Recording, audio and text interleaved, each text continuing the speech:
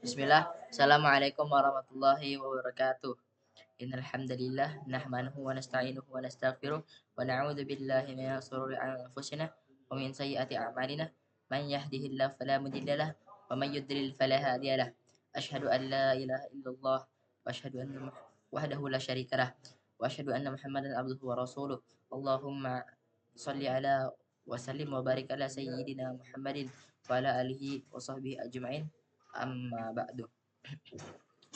Oke, teman-teman. Jadi di video kali ini saya ingin membahas tentang rukun Islam yang ketiga, yaitu zakat. Jadi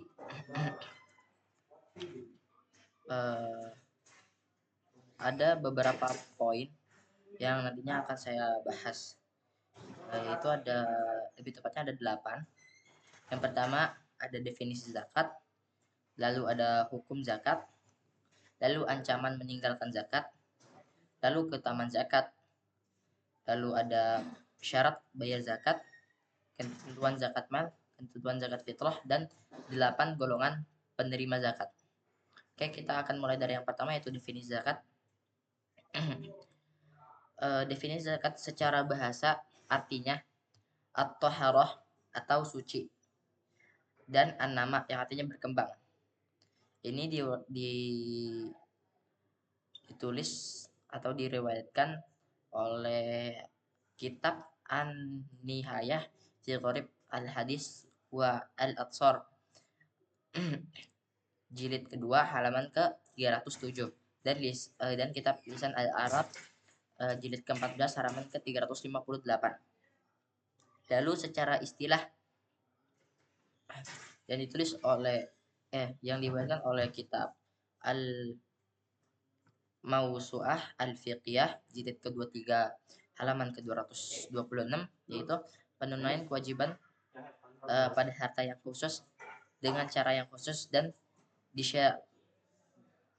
disyaratkan ketika dikeluarkan telah memenuhi haul atau masa 1 tahun, dan nisab atau ukuran minimal dikenai kewajiban zakat.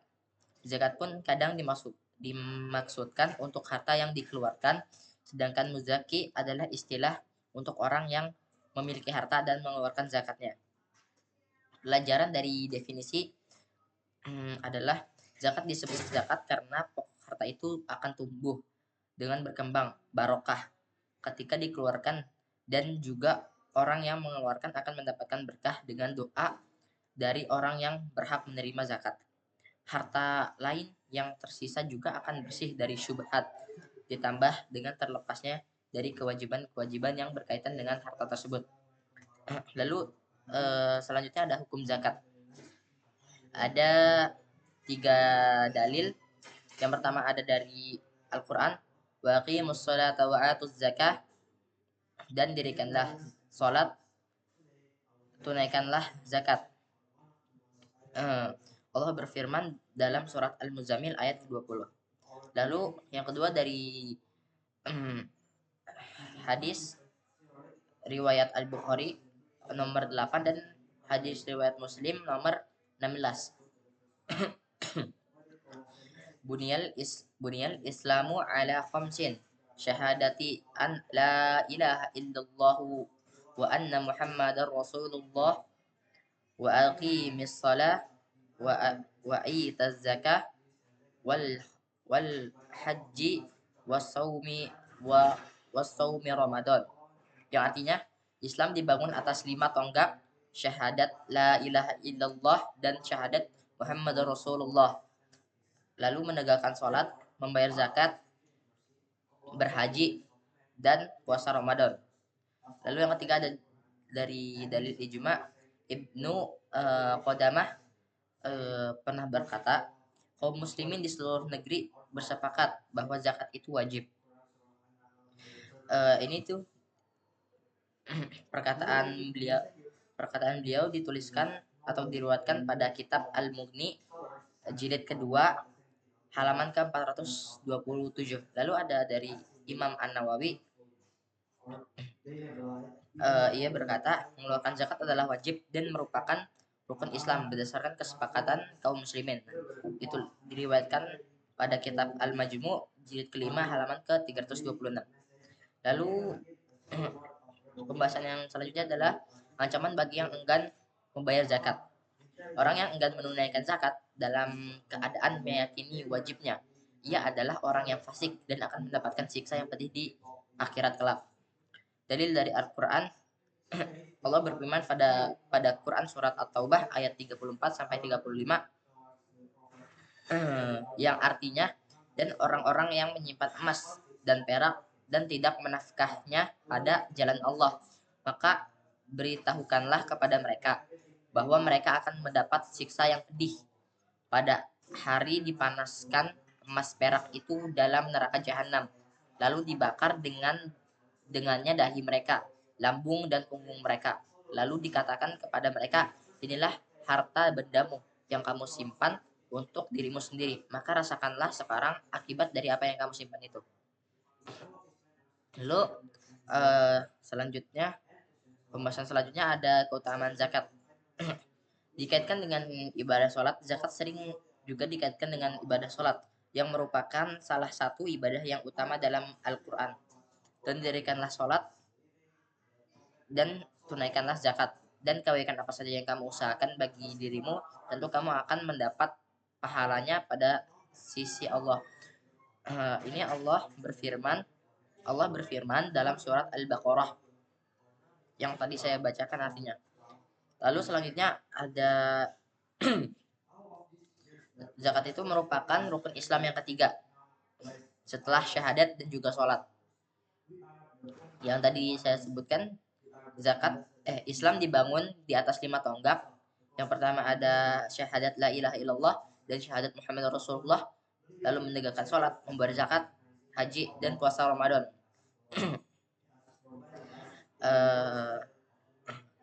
Hadis tersebut diriwayatkan oleh Imam Al-Bukhari, hadis riwayat Bukhari, dan hadis riwayat Muslim. Lalu selanjutnya ada menunaikan zakat merupakan indikasi ketakwaan dan sebab yang dapat memasukkan seseorang ke dalam surga. Allah Subhanahu wa taala berfirman dalam surat Az-Zariyat ayat 15 sampai 19, sungguhnya orang-orang yang bertakwa berada di dalam taman-taman surga dan di mata air dan pada harta-harta mereka ada hak untuk orang miskin yang meminta dan orang miskin yang tidak mendapat bahagian. Lalu selanjutnya ada derajat asyidikin dan syuhada. Rutin mengeluarkan zakat merupakan salah satu sebab seorang hamba mampu mencapai derajat asyadikin dan syuhada. Barang siapa yang meninggal dalam keadaan melaksanakan hal tersebut, maka dia akan termasuk orang-orang yang jujur dan juga syahid. Hadis riwayat Ahmad, Ibnu Khuzaimah, dan Ibnu Hibban. Zakat merupakan manusia iman.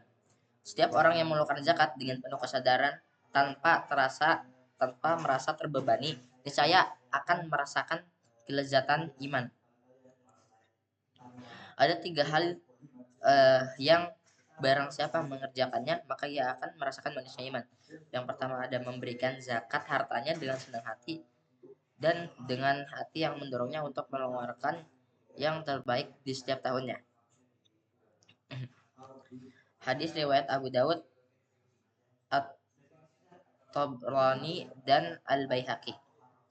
Lalu pembahasan selanjutnya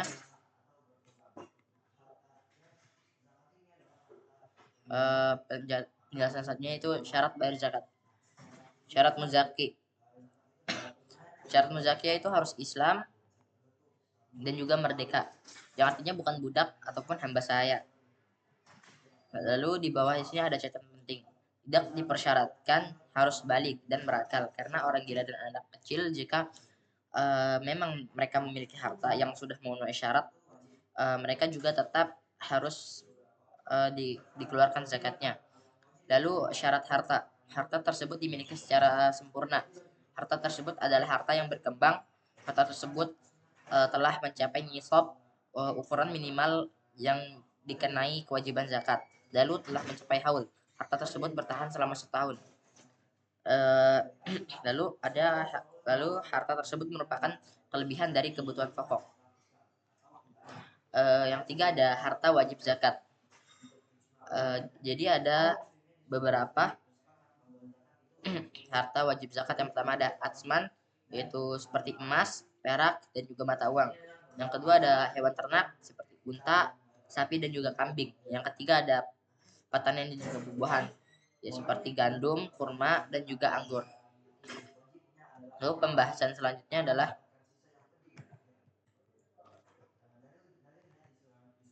ketentuan zakat mal. Yang pertama ada jenis hartanya, yaitu emas. Nisab atau batas minimal harta emas di sini yaitu 20 dinar atau setara dengan 85 gram emas murni 24 karat, dan besar zakatnya adalah 2,5%. Lalu kedua ada perak. Batas minimal perak adalah 200 dirham atau setara dengan 595 gram perak murni. Besaran zakat yang harus dikeluarkan adalah 2,5%. Lalu ada mata uang. Batas minimalnya adalah jika sudah mencapai nisab perak, juga sudah mencapai nisab perak ataupun emas. Nisab perak yang paling rendah sekitar 6 juta, maka besar zakatnya itu 2,5%. Lalu keempat ada hewan ternak. Batas minimalnya adalah 5 ekor unta, lalu sapi 30 ekor, dan kambing 40 ekor untuk batas minimal berzakatnya. Dan besar zakatnya itu ada ketentuannya. Lalu ada hasil pertanian. Hasil pertanian ini batas minimalnya 5 wasok atau setara dengan 720 kg. Besar zakatnya 10% ataupun 5%. Yang keenam ada barang dagangan. Jika sudah mencapai nisab perak atau emas, nisab perak yang paling rendah sekitar 6 juta. Lalu besar zakatnya itu 2,5%. Lalu ada harta karun, rikas. Ini tidak dipersyaratkan nisab dan haul dalam zakat rikas. Sudah ada kewajiban zakat ketika harta tersebut ditemukan. Besar zakatnya ini sekitar besar zakatnya ini 20%. Ini ada beberapa penjelasan penting. Yang pertama ada semua harta zakat di atas memperhatikan haul bertahan selama 1 tahun hijriah, kecuali zakat hasil pertanian dikeluarkan setiap kali panen. Jadi jika kalian memiliki kebun, lalu kalian panen setahun 2 kali, berarti kalian setahun membayar zakat 2 kali, karena di sini disebutkan kecuali zakat hasil pertanian dikeluarkan setiap kali panen.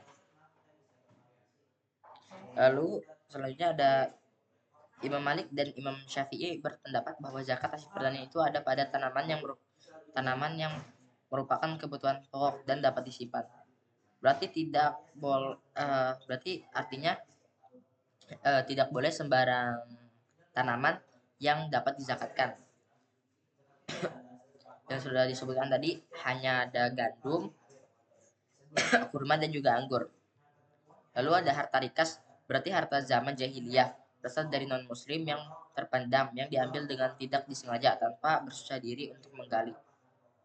Lalu ada zakat perhiasan emas dan perak, terkena zakat dan mesti dikeluarkan setiap tahunnya kalau terus berada di atas nisab.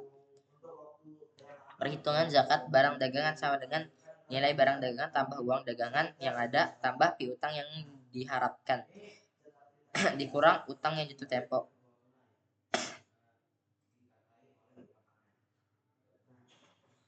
Lalu pada zakat barang dagangan, barang tersebut bukan termasuk harta yang asalnya wajib dizakati seperti hewan ternak, emas, dan juga perak. Lalu yang selanjutnya ada pembahasan tentang ketentuan zakat fitrah. Yang pertama ini ada definisi dan juga kewajiban. Zakat fitrah adalah sedekah yang wajib ditunaikan oleh setiap kaum muslim pada hari berbuka atau tidak berpuasa lagi dari bulan Ramadan. Wajib ditunaikan oleh setiap muslim. oleh setiap muslim. Dua, mampu yang mengeluarkan zakat fitrah. Batasan mampu di sini adalah mempunyai kelebihan makanan bagi dirinya dan yang diberi nafkah pada malam dan siang hari Id. Eh, di penjelasan tersebut diriwayatkan oleh eh, hadis Bukhari nomor 1503 dan hadis Muslim nomor 984 yang artinya penjelasan tersebut sahih. Lalu tanggung jawab kepala keluarga. Kepala keluarga wajib membayar zakat fitrah yang ia tanggung nafkahnya. Menurut Imam Malik, ulama salafiyah dan mayoritas ulama, suami bertanggung jawab terhadap zakat fitrah istrinya karena istrinya menjadi tanggungan nafkah suaminya. Bentuk dan kadar zakat fitrah. Bentuk zakat fitrah adalah berupa makanan pokok seperti kurma, gandum, beras, kismis, keju, dan semacamnya. Para ulama bersepakat bahwa kadar wajib zakat fitrah adalah 1 dari semua bentuk zakat fitrah kecuali untuk khomah atau gandum dan zabib atau kismis. Sebagian ulama membolehkan dengan setengah 1 itu kira-kira sekitar 2,1 kilo sampai 3 kilo. Artinya jika zakat fitrah dikeluarkan 2,5 kilo sudah dianggap sah. Lalu waktu pembayarannya. Seorang mulai terkena kewajiban membayar zakat fitrah jika ia bertemu terbenamnya matahari di malam hari raya Idul Fitri. Waktu pembayaran zakat fitrah ada 2 macam. Yang pertama, waktu afdol, yaitu ketika mulai dari terbit fajar pada hari Idul Fitri hingga dekat waktu pelaksanaan sholat Id. Lalu yang kedua, waktu yang dibolehkan yaitu 1 atau 2 hari sebelum Id, sebagaimana yang pernah dilakukan oleh sahabat Ibnu Umar. Lalu di sini zakat fitrah dengan uang tidak sah. Abu Daud, murid Imam Ahmad, menceritakan Imam Ahmad pernah ditanya dan aku pun menyimaknya, kata Abu Daud. Beliau ditanya oleh seseorang, bolehkah aku menyerahkan beberapa uang dirham untuk zakat fitrah? Lalu Imam Ahmad pun menjawabnya, aku khawatir sepertinya itu tidak sah. Melakukan zakat fitrah dengan uang berarti menyelisihi perintah Rasulullah SAW. Ini cerita tersebut diriwayatkan oleh Kitab Al-Mughni jilid keempat halaman ke-295. Lalu selanjutnya ada 8 golongan penerima zakat. Allah berfirman dalam Quran surat At-Taubah ayat ke-60, sungguhnya zakat-zakat itu hanyalah untuk orang-orang fakir, orang-orang miskin, amil zakat para mu'alaf yang dibujuk hatinya untuk memerdekakan budak, orang-orang yang terlilit utang untuk jalan Allah dan untuk mereka yang sedang dalam perjalanan sebagaimana suatu ketetapan yang diwajibkan Allah. Dan Allah Maha mengetahui lagi Maha bijaksana. Nah, di sini ada 8 golongan penerima zakat. Yang pertama ada fakir, orang yang tidak memiliki harta dan tidak mampu memenuhi kebutuhan hidupnya. Yang kedua ada miskin, orang yang memiliki harta namun tidak cukup untuk memenuhi kebutuhan dasarnya. Yang ketiga ada amil zakat, petugas yang bertugas untuk mengumpulkan dan menyalurkan zakat. Yang keempat ada mu'alaf, orang yang baru masuk Islam atau yang dibujuk hatinya untuk masuk Islam. Yang kelima dari riqab atau budak yang ingin memerdekakan diri dari tuannya. Yang keenam ada gharim, orang yang terlilit hutang untuk kebutuhan yang bukan maksiat. Maksudnya utang untuk agama Allah. Lalu ada yang ketujuh ada fisabilillah, orang yang berjuang di jalan Allah. Berjuang di sini dimaksudkan seperti dakwah, pendidikan dan juga lain-lain. Lalu yang kedelapan ada ibnu sabil. Ibnu sabil ini artinya musafir yang kehabisan bekal dalam perjalanannya. Ini ada satu poin penting. Ayat ini jelas menggunakan kata innama. Yang dimaksudnya Quran Surat At-Taubah yang memberi makna hasar atau pembatasan. Ini menunjukkan bahwa zakat yang diberikan untuk 8 golongan tersebut, jadi zakat ini hanya diberikan kepada 8 orang ini, tidak tidak boleh untuk yang lain.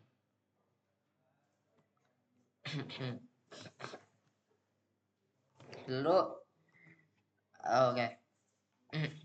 Mungkin itu semua pembahasan yang dapat saya jelaskan kepada kalian. Saya harap penjelasan yang saya berikan bermanfaat dan kalian dapat memahaminya.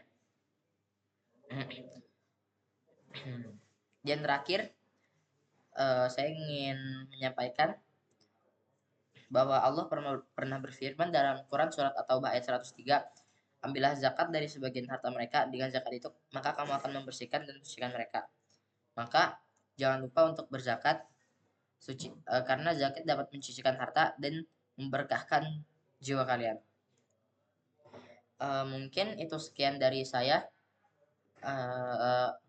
Saya mohon maaf jika saya mohon maaf jika memiliki banyak salah. Dan terakhir saya ingin mengucapkan wassalamualaikum warahmatullahi wabarakatuh.